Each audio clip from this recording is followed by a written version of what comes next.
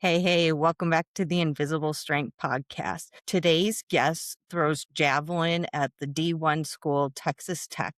He's also a writer and was diagnosed with narcolepsy at a very young age. I'm excited and honored to welcome Garrett Wade to the show. Garrett, thanks so much for joining us today. Thanks for having me. It's excited to come on here and talk about the journey. What you guys are doing is super cool. Thank you. We're seeing more and more kids are getting diagnosed with particularly autoimmune conditions earlier and earlier. I know it was really hard for me to manage when I was in my early 20s. I can't imagine being an 8, 9, 10-year-old getting handed a life-altering diagnosis like you did. Yeah. I mean, I think it's probably hard at all ages. I think that it was definitely difficult. It was definitely difficult, but probably it's just as hard whenever you got it as well. What was your autoimmune? Yeah, so I have lupus and I when I was 23. 23? Yeah. I mean, I'm Yeah, sure that so was hard as well. people who aren't familiar with you yet, can you just share a little bit about yourself? Yeah, for sure. Was born and raised in basically Albuquerque, New Mexico. I got narcolepsy when I was 9 or 10. I'm pretty sure it was 9. Got diagnosed with narcolepsy then and did baseball all my life until junior year of high school. Then I started doing javelin, and I was a better javelin thrower than I was baseball player. So I went to college for javelin.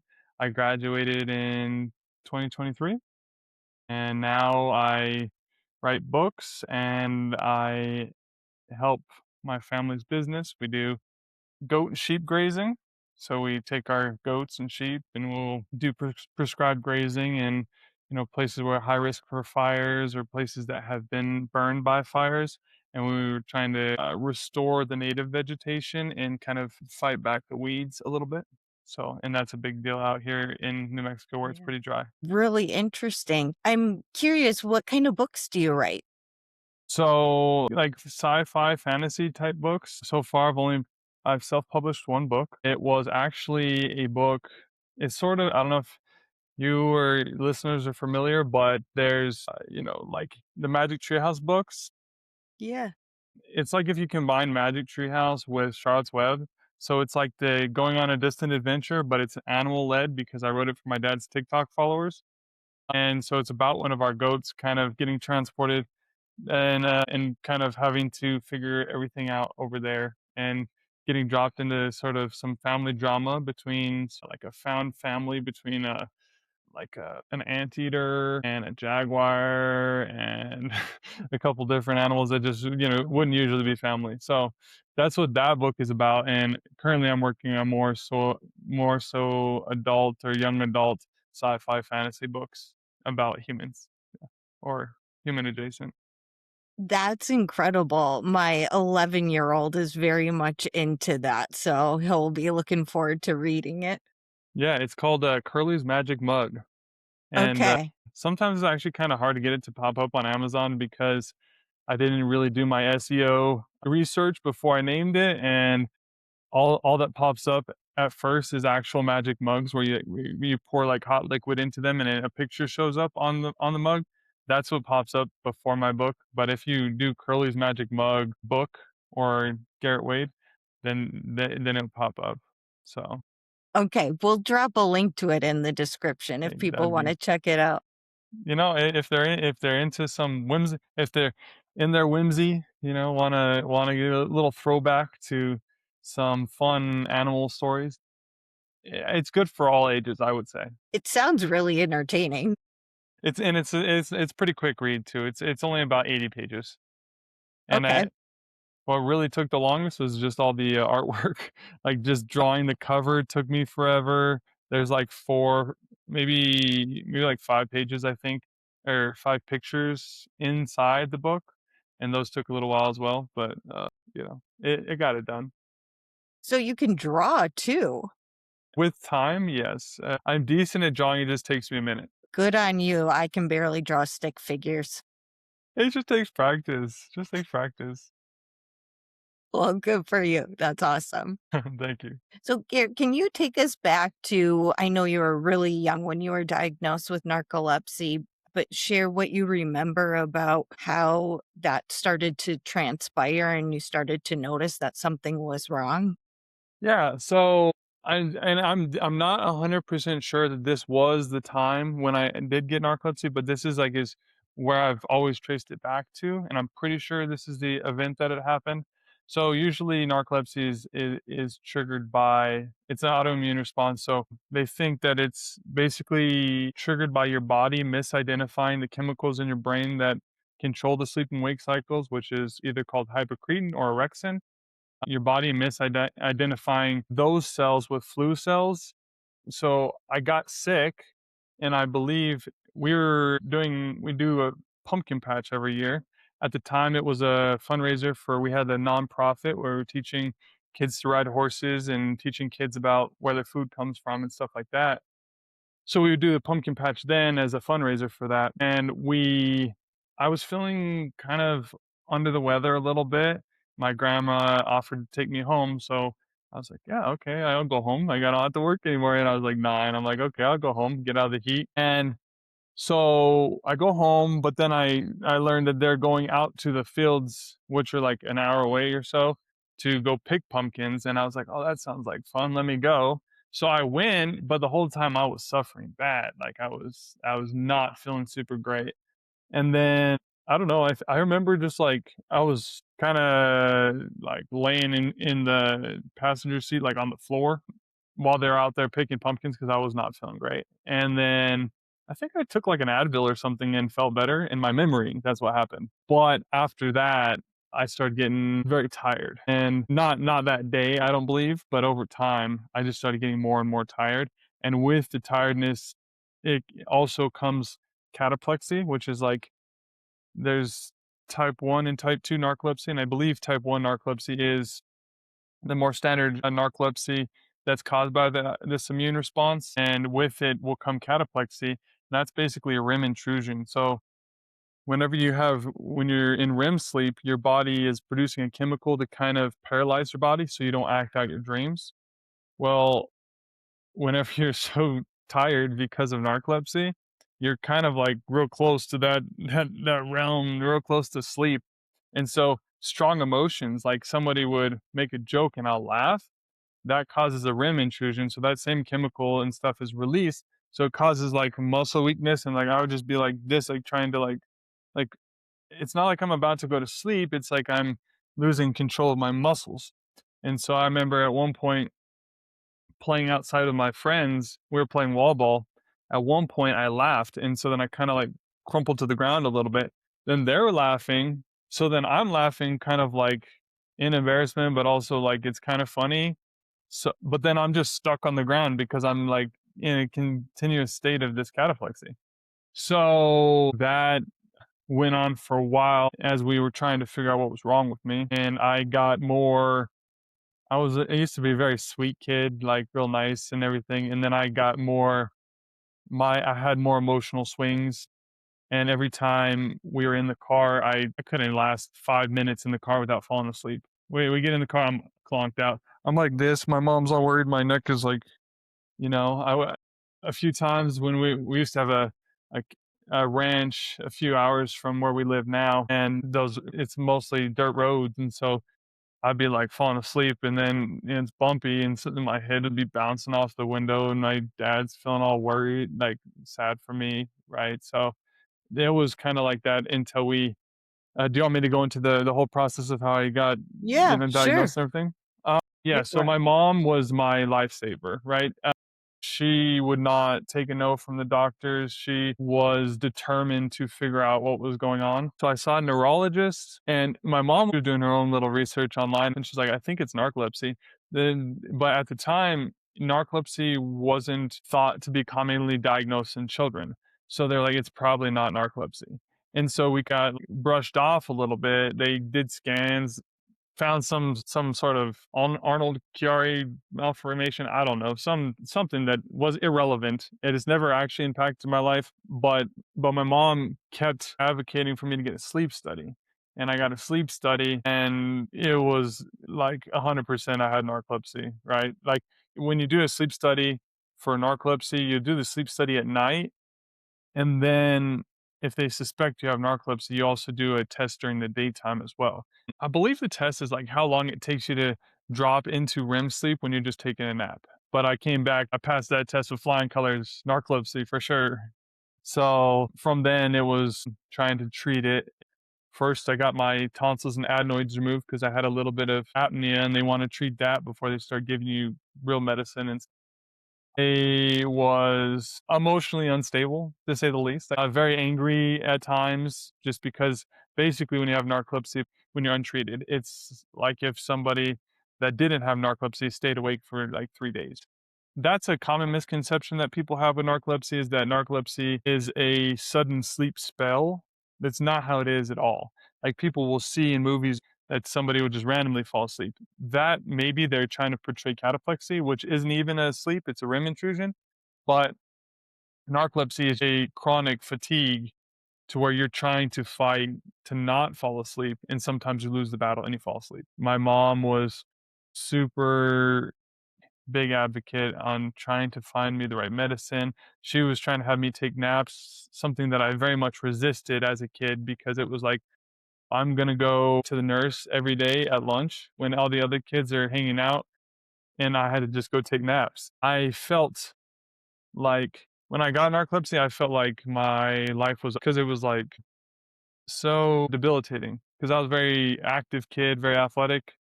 And then I got narcolepsy. I couldn't really do much. I was always tired. Staying awake in class was just impossible, super hard. But I didn't want to be the weird kid who takes naps, right? Kids in general are already opposed to naps. But now I'm being told I have to take naps. And I resisted for a while. Eventually, somehow she convinced me to do it. And that was very helpful. Even without the medicine, taking naps is a must when you have narcolepsy. You only need to take like a 10-minute nap, and it just relieves the sleep pressure that builds up.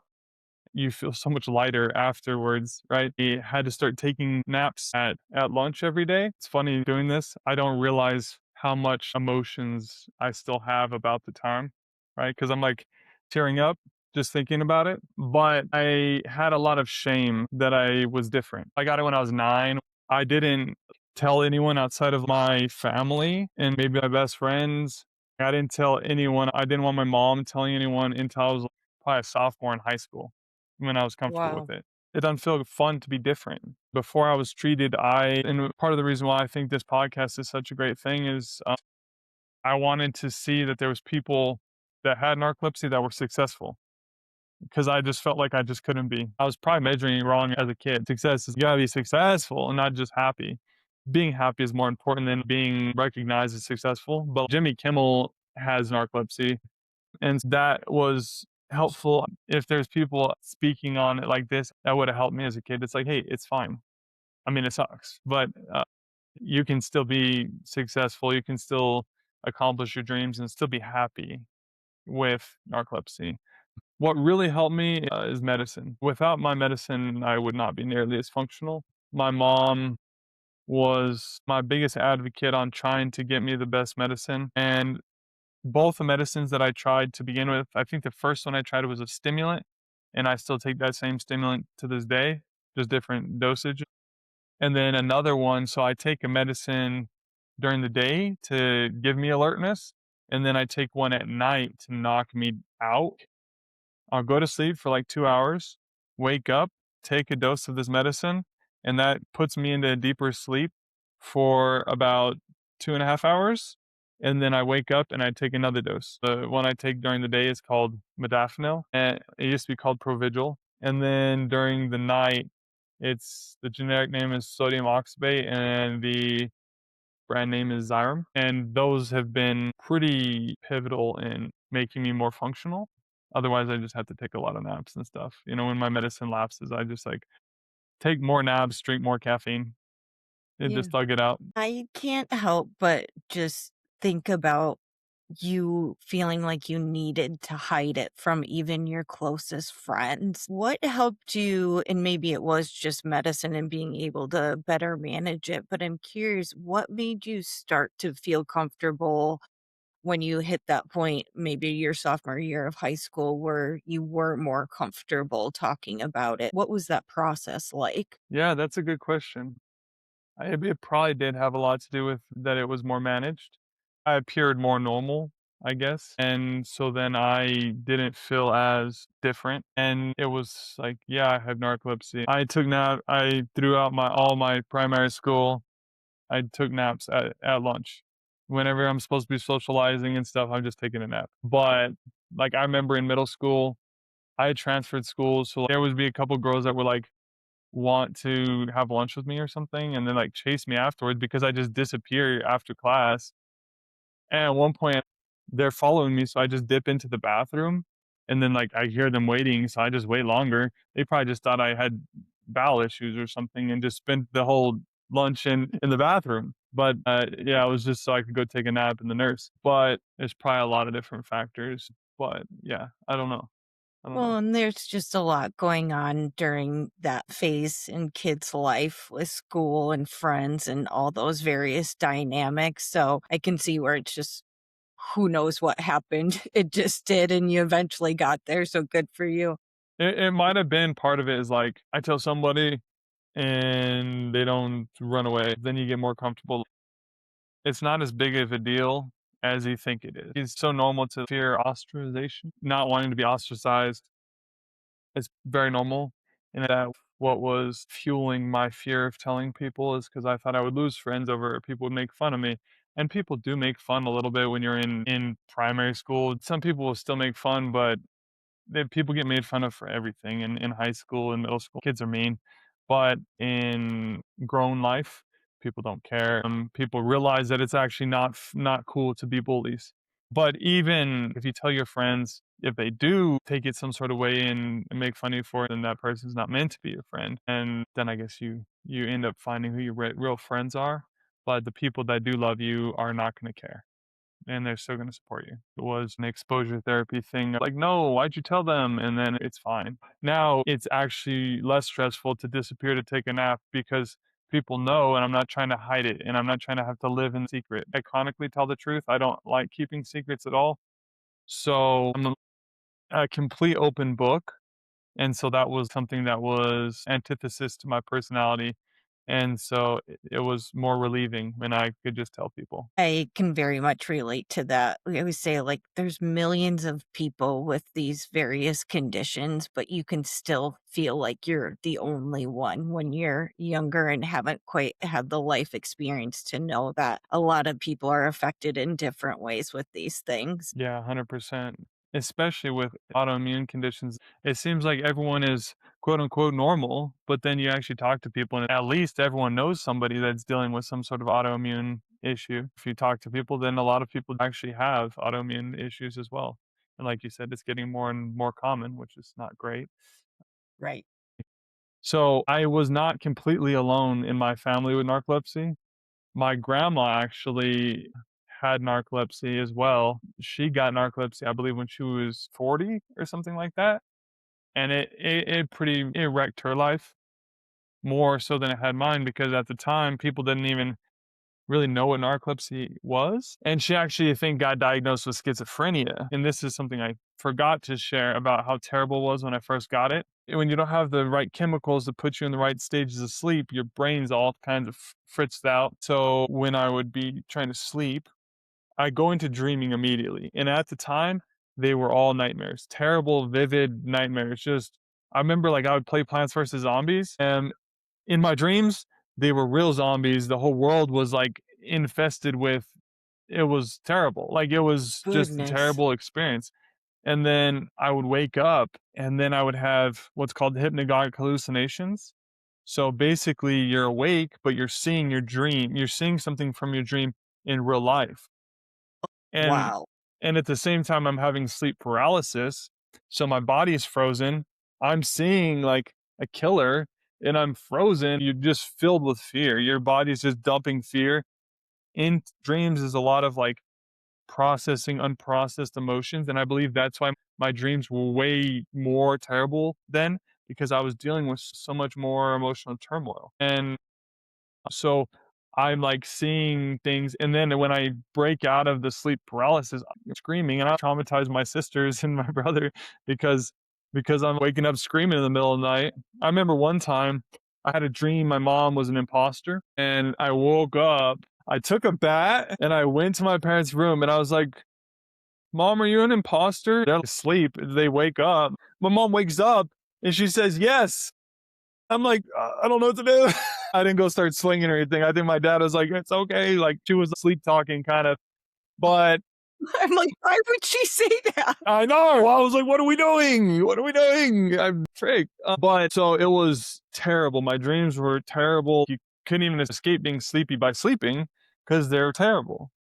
Now it's different, but Good. what used to be the curse of narcolepsy, of my dreams, that's now my favorite part of narcolepsy. The silver lining of narcolepsy for me has been the dreams. So my grandma never got to that stage where the dreams were a reprieve for her. They were always terrible demons and all this stuff, and she kind of took it from more a religious view, I believe, and thought it was things being done to her. Like she never got diagnosed properly.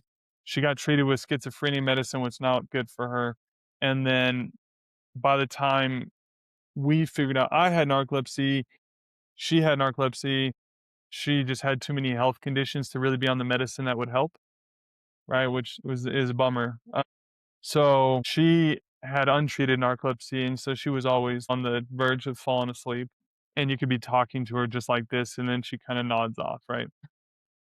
Yes, but now my dreams are awesome. They're awesome.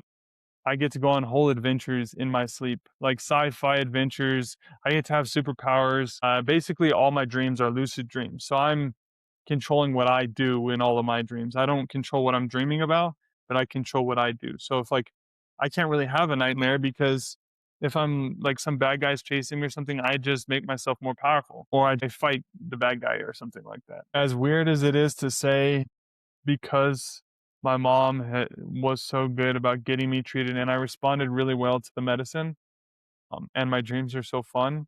I I don't even know if I would get rid of narcolepsy if it meant taking away my dreams because they're very fun. Narcolepsy is almost part of my personality now too. I enjoy taking naps. They're fun. I It's not as much of a detriment anymore to my life just because I'm used to taking naps. I'm used to being tired as well. So it doesn't carry as much emotional weight for me. But knowing that some people with narcolepsy don't respond as well to medication and stuff like that and would want to get rid of it. And I do not fault them at all. For me, I'm very privileged in the fact that I responded really well to the medicine and stuff. So it has a much less impact on my life than it used to in a negative way. I can't help wonder, are your dreams your inspirations behind your books? Yes, I draw a lot of inspiration for my books. I'm trying to get to where I'm a good enough writer to capture what I feel in my dreams, what I see in my dreams in a convincing way, right? As a writer, it's hard to not have some sort of imposter syndrome where it's like, nobody's going to believe this.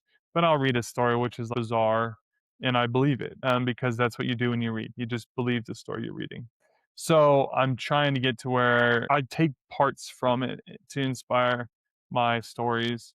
I'm trying to get to where I can take more and just embrace the altered reality that is the dream world because it's almost more fun to actually live in a fantasy world.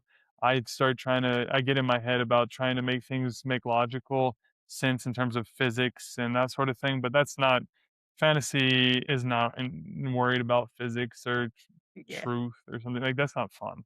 So I'm trying to get away from that and to where I can really capture my dreams in that way.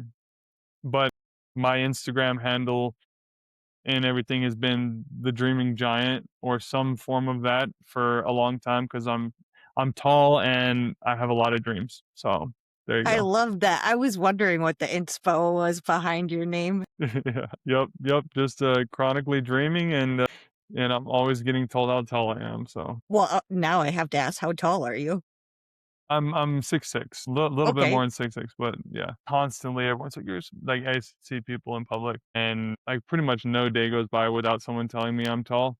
I always wear cowboy boots, and it's just the boots. Like, that's what I tell everybody. I find it kind of weird that people feel compelled to comment on it. I would like to say that I can relate to that feeling, but whenever I see anyone tall, I have to fight the urge to be like, "Bro, you're so tall." I'm equally guilty. It can get annoying, but actually I understand it. One time I was at Starbucks sitting there, the door frame is completely filled by a person, and I was like, "Whoa."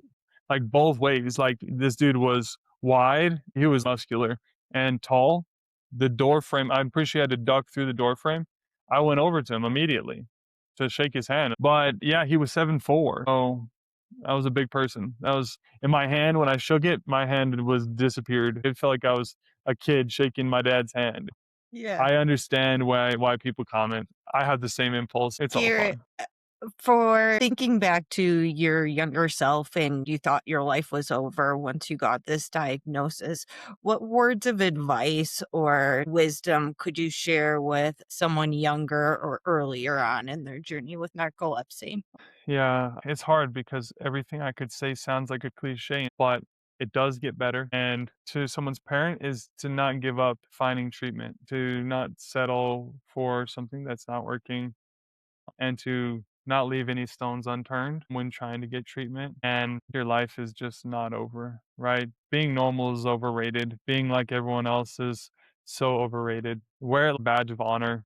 Take some pride in the fact that you're different. Make that part of your personality is like, hey, I have something you don't. Instead of it being a negative, it's like I get to experience life a little differently than other people. And you can have a unique perspective when you have something that sets you apart. You experience the world a little bit differently, and that viewpoint is valuable. And to not shrink yourself to try to fit in with everyone else. Just be you and know that it will get better and that you can still accomplish your dreams and you can still be happy and to never give up. I love and appreciate that so much. Thank you. Last but not least, what does invisible strength mean to you? Invisible strength to me is the courage and the tenacity to fight something that is invisible and to get up every day and fight, almost fight yourself and conquer the inner battle. To never give up is invisible strength. You have your own battles, but you're not going to give up because you can't. Right. In my Instagram bio, I quote the "Do not go gentle into that good night" by Dylan Thomas. I just changed it to a different part of the poem, which is rage against the dying of the light. That whole poem is "Do not go gentle into that dark night." I believe he was writing it to his dad, and he was saying, "Don't give up. Don't give in to death." And we're all dying and we're all suffering, but we can't go gentle into that good night. We have to fight and rage against the dying of the light, rage against the ailments and the unfairness that we are given in life, and to beat it, to beat those things and not let them define us in a way that hurts us. Very well said and incredible insights. I can tell you're a writer. Thank you. Thank you. Yeah, I try. Garrett, you were so easy to talk to. I didn't even look at my questions. Thank you so much for being here and just being so open and honest about your story. Of course, of course. Yeah, I probably missed. We probably didn't get to a bunch of the questions. I'm kind of a yapper, so but Good. I love to share, and hopefully it helps somebody have hope. Yeah, for sure. Thank you very much. Thanks for having me on. Yeah. To our community, make sure you check out invigorateyourjourney.com. We have resources and support for anyone looking for a little lift going through whatever health conditions that may happen to be going through at this point. And we will see you next week on the Invisible Strength podcast. Thanks, Garrett. Thank you. Peace.